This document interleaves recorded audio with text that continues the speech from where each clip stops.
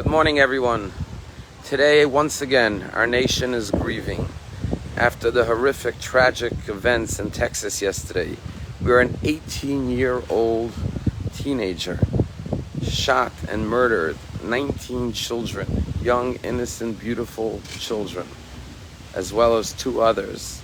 21 people murdered in a senseless death. And this is not the first. Unfortunately, our country is consistently faced with mass shootings. A matter of fact, this is the 27th school shooting in America just since January 1st of this year. And the question is, what is our responsibility and what is our response as a nation? This is not an enemy from without. This is from within, which makes it even more tragic. This week's Torah portion is Bechukotai. Bechukotai talks about what the Jewish people shall do when tragedy befalls the Jewish nation. And the Torah teaches us about responsibility. The Torah says that there are choices we make in life, and there are consequences to our choices. You cannot make poor choices and expect good outcomes and good results. And therefore the Torah says when a nation faces calamity and tragedy as the Jewish people, we have to take responsibility and own our mistakes and change our ways. When something unfortunate happens in life, we could either ask ourselves, who did this to us? Or, what did I do wrong? And the conclusion is completely different.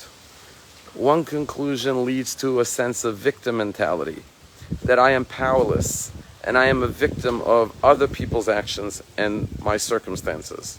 But the Jewish response, as delineated in this week's Torah portion, is that we have to look inward and say, what have I done wrong? What have we done wrong? How can we change our ways to change the outcome? Wherever you stand on the issue of gun control, one thing we all agree upon as Americans, as human beings, is that this cannot continue, that enough is enough, that this is unacceptable in a free society. And therefore the question is, what have we, or what have I done wrong? Or what can I do better to make sure that this doesn't happen again? Because enough is enough. But when we blame others and point fingers and say, it's not my fault, it's other people's fault, don't individually and collectively take responsibility, then tragically this will continue again and again. Because as the Torah says, we are responsible for our actions. And as the Torah said in the very first chapter of the Torah, when Cain murders his brother Abel, the blood of your brother is crying out from the earth.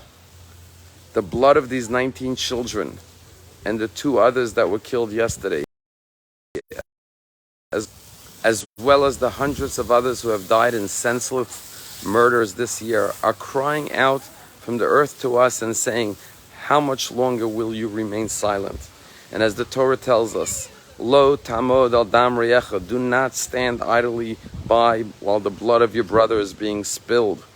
You cannot remain silent. You must do something to stop this madness, this insanity. No other free country experiences what we are experiencing. So the Torah tells us we are our brother's keeper. We are responsible for one another.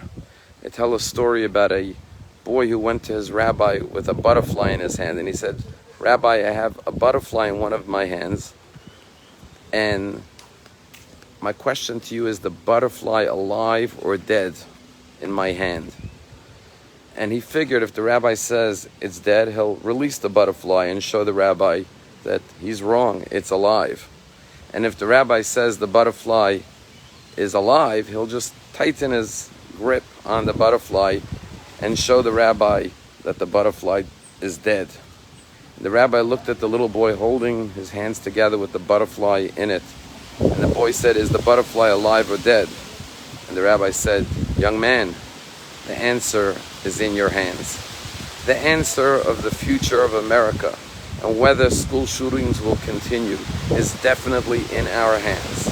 And therefore, if we start with that, and we bring ourselves together and united with one goal, putting everything else aside, we must stop and protect innocent lives, especially innocent young children, 7, 8, and 9 years old. And we realize that, God forbid, this could have been our children. And we realize the answer is in our hands.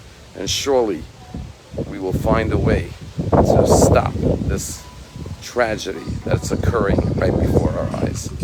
I hope that everyone has a good day, and may God comfort our country and those poor families who are grieving the loss of their young, beautiful, innocent children.